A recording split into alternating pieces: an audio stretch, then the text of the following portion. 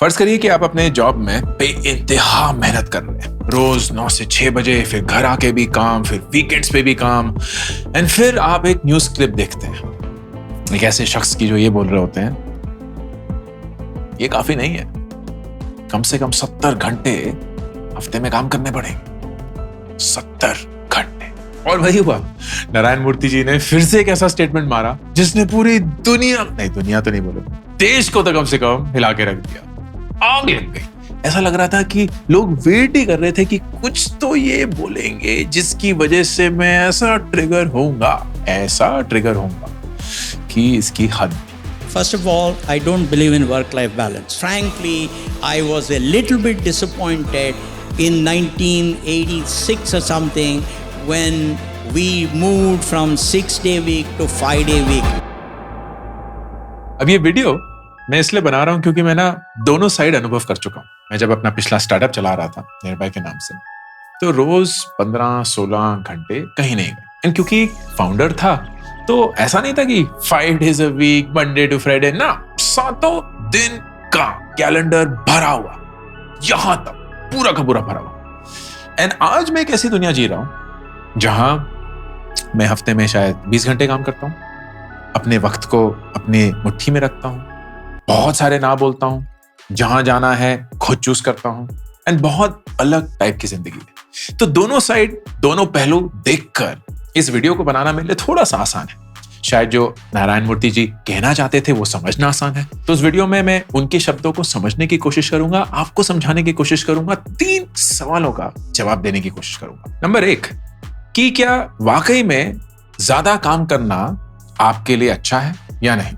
अगर आप ज्यादा घंटे हफ्ते में काम करते हैं तो क्या आपके करियर में कोई बदलाव आता है, हाँ या ना? नंबर 2, आपके करियर में शायद बदलाव आए या ना आए, भारत के लिए, हिंदुस्तान के लिए क्या ज्यादा काम कर पाना ज्यादा अच्छा होगा? क्या हमारा देश उससे आगे बढ़ेगा? क्या उससे ज्यादा हमारी ग्रोथ होगी? एंड नंबर 3, शायद सबसे ज्यादा जरूरी, कि आप जो इस वीडियो को देख रहे हैं, नारायण मूर्ति के शब्दों को सुन चुके हैं, शायद एक तरीके से गिल्ट महसूस कर रहे हैं, शायद गुस्सा भी आ रहा है। आपके लिए आपको अपनी जिंदगी के बारे में कैसा सोचना चाहिए? वर्क लाइफ बैलेंस के बारे में क्या सोचना चाहिए? 70 घंटे हफ्ते में काम करने चाहिए या नहीं? How should you think about your own life? अब सबसे पहले नारायण मूर्ति जी ने बोला क्या? 2 अलग अलग इंटरव्यूज में उन्होंने ये बोला था कि एक तो भारत को 70 घंटे हफ्ते में काम करने पड़ेंगे to catch up to productive या developed nations. Our youngsters must say, this is my country. I want to work 70 hours a week. And दूसरा उन्होंने ये भी बोला कि यार थोड़ा सा रिग्रेटफुल था जब इंडिया 6 दिन वर्क वीक से 5 दिन वर्क वीक चला गया, तो सैटरडे संडे खा गया। Frankly, I was a little bit disappointed in 1986 or something when we moved from 6-day week to 5-day week. And बहुत लोगों ने उनकी बहुत बैंड बजाई कि यार तुम्हारे लिए तो बहुत आसान है बोलना, तुम तो इन्फोसिस के हो, लोगों को वही 3.5-4 लाख रुपए की तनख्वाह देके उनको चूस लो, उनकी जिंदगी बर्बाद कर दो, खुद तो अपने तख्त में बैठे हुए हो, अपने ताजमहल में हो। लेकिन ये वही शख्स है जिसने 10,000 रुपए से इन्फोसिस शुरू किया था, एंड आज वो कंपनी 6 लाख करोड़ की है। ये इंसान जानता है कि मेहनत करना क्या होता है। ये इंसान सिर्फ ऐसे बैठे हुए या इस दौलत में पैदा नहीं हुआ है। इस इंसान ने अपनी बहुत मरवाई एंड बहुत बेइंतहा सालों की मेहनत के बाद वो इस मकाम पे पहुंचा है जहां शायद वो दुनिया अलग ढंग से देखते हैं या शायद सही शब्दों का इस्तेमाल ना कर पाए। एंड इसी को समझने की कोशिश करेंगे। मैं ना उनको डिफेंड कर रहा हूं, ना उनको प्रमोट कर रहा हूं, ना उनको नेगेट भी कर रहा हूं। मैं सिर्फ ये एस्टैब्लिश करने की कोशिश कर रहा हूं कि आप अगर उनके शब्दों को सही से समझ नहीं पाए तो शायद आप एक गलत नतीजे पे पहुंच जाएंगे जो आप ही के लिए सही ना हो। जापान से शुरू करते हैं। इंटेंस वर्क कल्चर है, बहुत डिसिप्लिन है। I don't know how many of you have been to Japan, लेकिन अगर आप जापान गए होंगे तो आप देखेंगे वहां लोग ना अलग लेवल की शिद्दत के साथ काम करते हैं। एक तो देश एकदम साफ है, हर एक चीज वक्त पे चल रही होती है, हर एक चीज प्रोटोकॉल रूल्स के हिसाब से होती है। अगर कहीं से भी थोड़ी सी भी चूक हो जाए तो माफी मांगना उनकी फितरत होती है। एंड आपको लगता होगा कि यार जापान तो रॉकस्टार देश होगा, it would really be top of all productivity charts, all output as well, कितने घंटे वो काम कर रहे हैं, वो सब।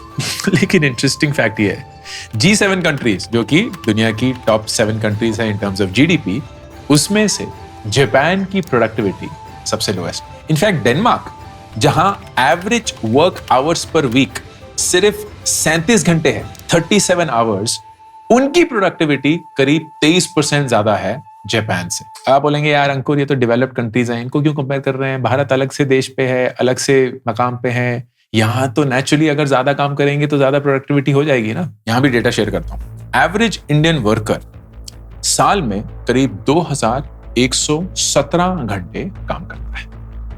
एवरेज जर्मनी में एक वर्कर 1685 घंटे काम करता है। लेकिन तब भी जीडीपी पर कैपिटा जर्मनी का है 21 गुना भारत से, 21 गुना। तो ऐसे कैसे हो सकता है कि इंसान कम काम करता है लेकिन 21 गुना ज्यादा पैसे कमाता है? अब इस चीज को समझने के लिए मैं खुद की जिंदगी में झांक रहा हूं। मुझे याद है नियर बाय मेरे पिछले स्टार्टअप में 14 घंटे, 16 घंटे, कभी कभी 18 घंटे के दिन होते थे। लेकिन जो नियर बाय के सबसे इंपॉर्टेंट मोमेंट्स रहे हैं, वो वक्त जहां हमने कोई नया प्रोडक्ट इनोवेशन किया, वो वक्त जहां हमने किसी नए मार्केट को एंटर किया, वो वक्त जहां हमने कोई ऐसी स्ट्रैटेजी का इजाद किया हो जिसने जेन्युइनली कंपनी का रुख बदला, वो ज्यादातर इन 14-16 घंटे वाले दिनों में नहीं आए। वो आए जब मैं नहा रहा था और मुझे कोई ख्याल आ गया।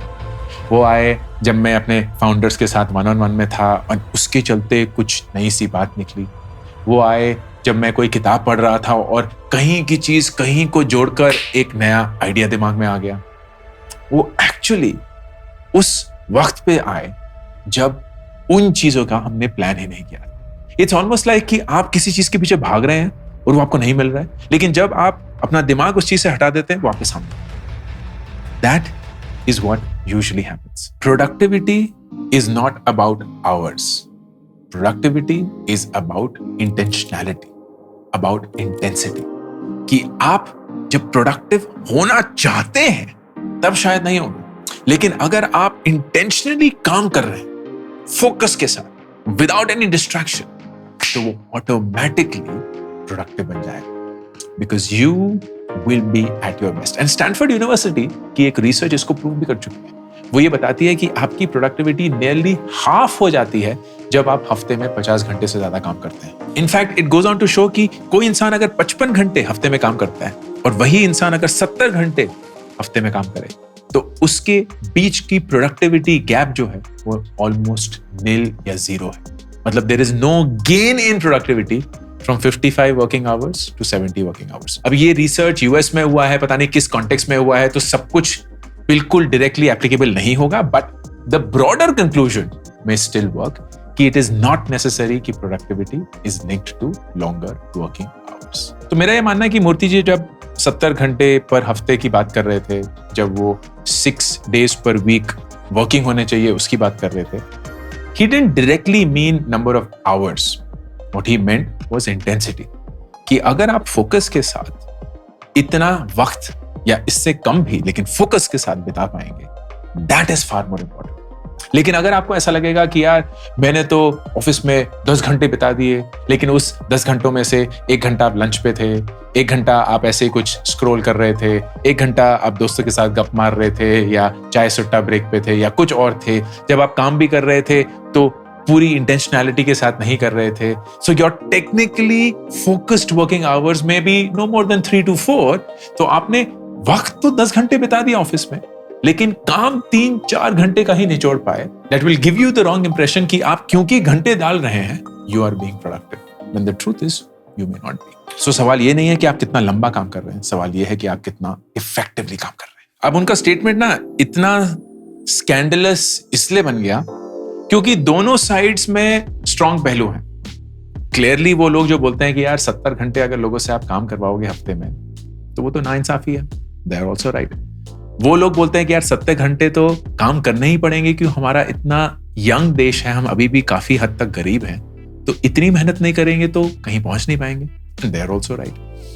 एंड ऐसा नहीं है कि ये दोनों एक दूसरे को समझ नहीं पा रहे हैं, ये है कि वो सिर्फ एक ही नजरिए से इस स्टेटमेंट को देख रहे हैं।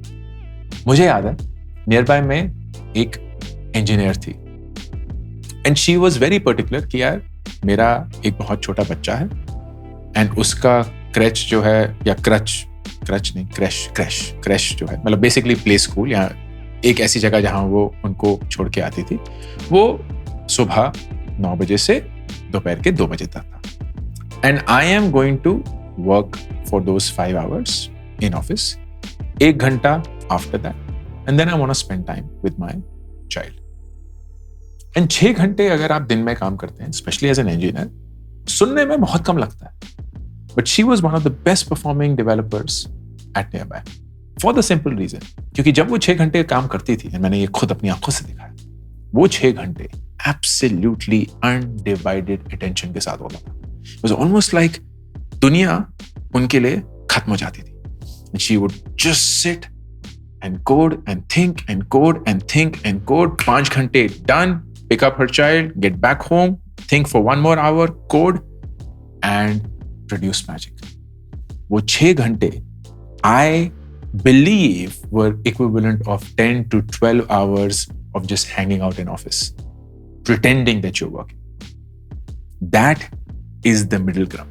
अब वो 70 घंटे हफ्ते में काम नहीं कर रही है, लेकिन वो 70 घंटे का ही काम कर रही है. That's the fine line which I think Narayan Murthy was trying to hint to. And numbers डालना ना थोड़ा सा easy way हो जाता है. समझाने की कोशिश करता हूँ. आप शायद IIT JEE दिया होगा या CAT दिया होगा, CA के एग्जाम दिए होंगे या कुछ और. ये एग्जाम्स बहुत कंपेटिटिव होते हैं, बहुत ही कम परसेंटेज लोग निकल पाते हैं. एंड ऐसा नहीं है कि IIT JEE में जो टॉप रैंक नहीं होता है वो एक अच्छा इंजीनियर नहीं बन पाएगा. It is all down to those 3-4 घंटे का एग्जाम एंड उसमें आपने कैसे परफॉर्म किया है. एंड यू वुड से यार फेयर नहीं है, क्योंकि मेरी इंजीनियरिंग की एप्टीट्यूड हो सकती है, मैं एक अलग ढंग से इंजीनियरिंग सीखा हूं या इंजीनियरिंग का एप्टीट्यूड है जो ये एग्जाम मेजर नहीं करता है, तो मुझे लगता है कि ये सही जरिया नहीं है. मैं एग्जाम फोबिया के कारण एग्जाम कंडीशंस में सही से परफॉर्म नहीं करता था, लेकिन आप मुझे कोई और काम दे दीजिए इंजीनियरिंग के अराउंड, मैं बहुत बढ़िया से कर लूंगा. Same thing for CA, same thing for NEET, same thing for any competitive exam. लेकिन उनके बारे में सोचिए जिनको स्टूडेंट्स सिलेक्ट करना है.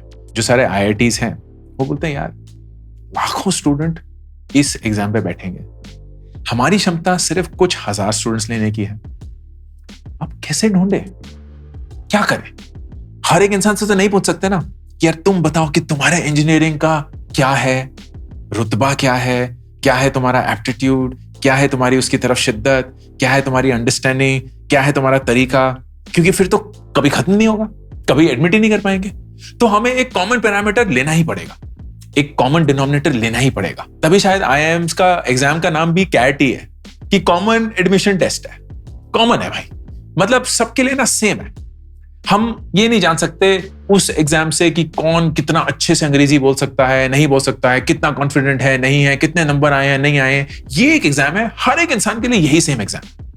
अब आपने अगर पार कर लिया तो बहुत बढ़िया, नहीं कर पाए तो शायद आपकी बदकिस्मती या शायद आप इसके लिए केपेबल ही नहीं थे, whatever the case may be. And that becomes an easy way to normalize something. That I think is the same mistake that Narayan Murthy made.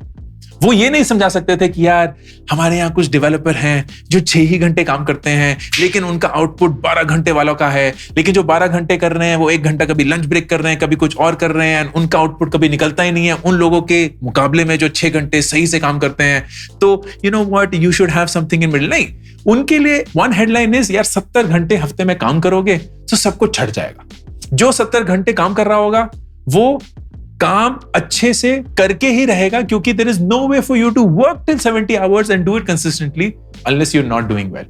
And जो उस आउटपुट पे, उस प्रोडक्टिविटी पे पहुंच ही नहीं पाएगा, वो 70 घंटे पे भी कभी नहीं पहुंच पाएगा. And they will instantly be taken out of the system. So it becomes very easy for you to adjust for highs and lows and just give out one number कि यार 70 घंटे हफ्ते में should work. 6 work days a week should work. It is of course nuanced. Again मैं remind कराना चाहूंगा, ये एक ऐसे इंसान के मुंह से आ रहा है जिसने जिंदगी में बहुत कुछ हासिल किया है. You may crib about the fact कि वो एक स्वेट शॉप है, एक बॉडी शॉप है, सिंपल एक आउटसोर्सिंग यूनिट है, but you can not ever dismiss the fact that this individual has worked his ass off to get this company to the level that it is today, to the status that it enjoys, not just in India, but globally because of the work that it does. And he knows a thing or two about working hard. And that brings me to the last section, and बहुत important section. कि इन सब के चलते, how should you think about your life? आपका work life balance का क्या नजरिया होना चाहिए? आपका करियर की तरफ क्या अप्रोच होना चाहिए? एंड कुछ चीजें जो आपकी मदद कर सकती हैं. नंबर 1, बहुत जरूरी, define your peak productive hours. हर एक इंसान के ये जो घंटे होते हैं ना, ये अलग होते हैं. कुछ लोग रातों को बहुत प्रोडक्टिव होते हैं, कुछ लोग दिन में बहुत प्रोडक्टिव होते हैं, कुछ लोग सुबह सुबह बहुत प्रोडक्टिव होते हैं. जब तक आप सबसे प्रोडक्टिव आवर्स में सबसे मुश्किल काम नहीं करेंगे, आप प्रोडक्टिव नहीं बन सकते.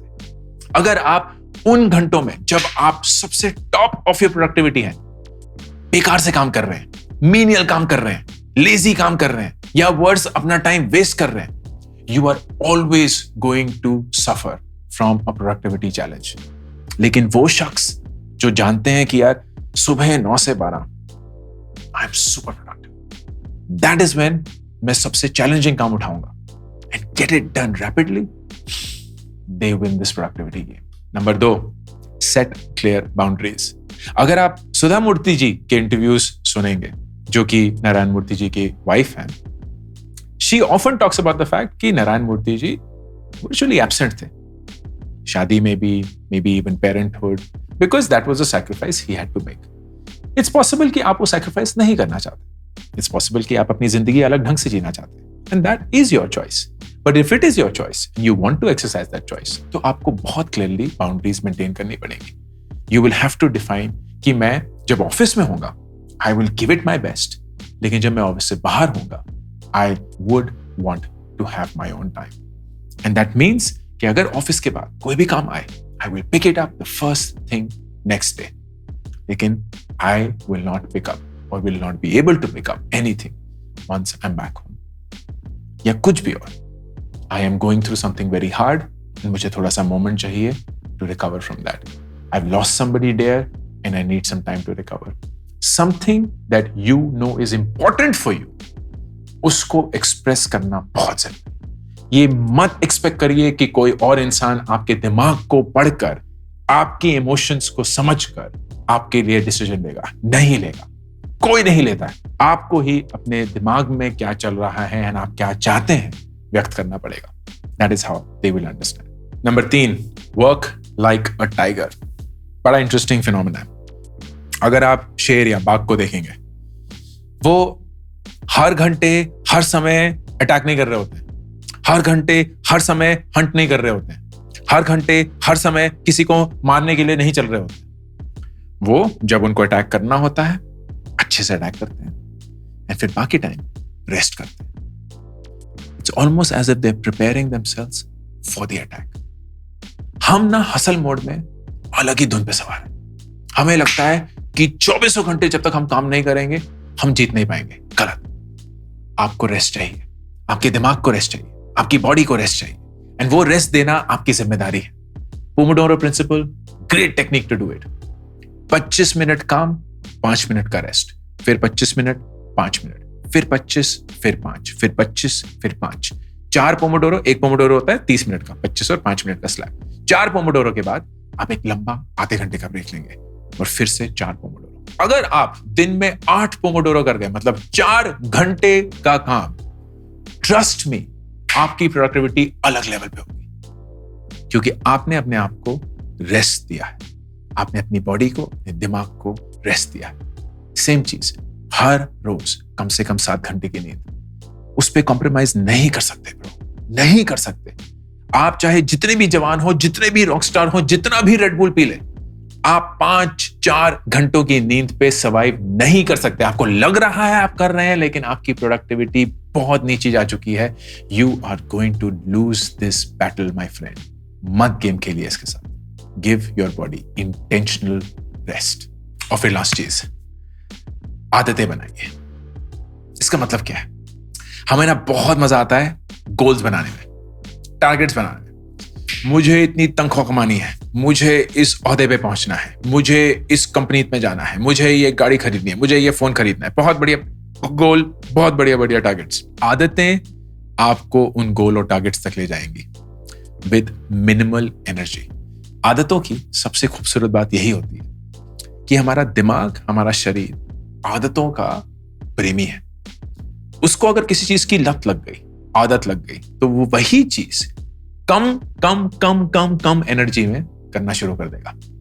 Think about it. पहली बार जब आपने बाइक चलाई हो या गाड़ी चलाई हो, हालत खराब थी, सब कुछ क्लियरली दिख रहा था, वो लोग दिख रहे थे, वो गाय दिख रही थी, वो हॉर्न बजते हुए सुनाई दे रहे थे, सब कुछ एकदम चौकन्ना सा था, राइट? लेकिन आज आप बाइक चलाते हैं, गाड़ी चलाते हैं, and you doing it as if it's beautiful. कोई फिक्र ही नहीं है। क्यों? आदत पड़ गई है। आपका दिमाग, आपका शरीर यूज्ड टू हो चुका है, तो वो कम एनर्जी में सेम टास्क कर लेता है। आप सुबह उठते हैं, ब्रश करते हैं, समझ में नहीं आता कि कैसे हो जाता है, ऑटोमेटिक हो जाता है। क्यों? आदत पड़ गई है। लेकिन पहली जब हम बचपन में करते थे तो ऐसे ऐसे कर रहे हैं, टेढ़ा मेढ़ा हो रहा है, ध्यान दे रहे हैं हम उस पर, राइट? अब ध्यान भी नहीं देते हैं, हो गया। आदत। इसी सेम अप्रोच को अपनी जिंदगी में डालिए, आदत डालिए।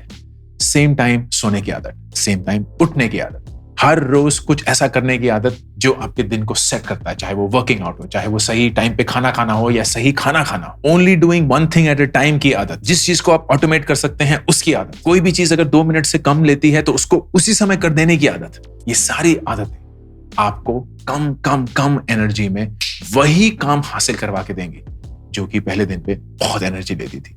And you will find yourself far more productive than you have ever been. मुझे याद है बहुत साल पहले मैं एक यूनिकॉर्न फाउंडर से मिला था। बहुत बड़े शख्स हैं, बहुत बड़ी कंपनी चलाते हैं। एंड मैं उनसे जनरली, क्योंकि मेरा फेवरेट क्वेश्चन है कि आपका दिनचर्या कैसा है, क्या क्या चीज़ें आप करते हैं, कितने घंटे काम करते हैं, कितने घंटे मेडिटेट करते हैं, वगैरह वगैरह। एंड उन्होंने बहुत क्लियरली एक चीज़ बोली कि अंकुर, मैं दिन में ना अपने घंटे नहीं गिनता हूँ, मैं कितनी प्रॉब्लम सॉल्व करता हूँ वो गिनता हूँ। And that's beautiful, right? क्योंकि फिर फर्क नहीं पड़ता कि आपको कितने घंटे लगे। कुछ ऐसी प्रॉब्लम्स होंगी जिसमें बहुत ज्यादा वक्त लगेगा, कुछ ऐसी प्रॉब्लम्स हैं जो बहुत जल्दी से सॉल्व हो जाएंगी। But everything boils down to आप कितनी प्रॉब्लम सॉल्व कर रहे हैं। एंड अगर आप इस नजरिए से जिंदगी देखना शुरू करेंगे, then the 70 hours per week, 6 days a week will become meaningless. It will be all 7 problems a week, 10 problems a week, 15 problems a week, 5 problems a week. आपको उस हफ्ते में उतनी प्रॉब्लम्स खत्म करनी है, सॉल्व करनी है, चाहे जितना भी वक्त लगे, जितना भी कम, जितना भी ज्यादा। एंड इसीलिए मैं 20 घंटे में ही काम कर पाता हूं, क्योंकि मेरी प्रॉब्लम्स कम नहीं हो गई हैं, मेरी प्रॉब्लम्स करने की क्षमता बढ़ गई है।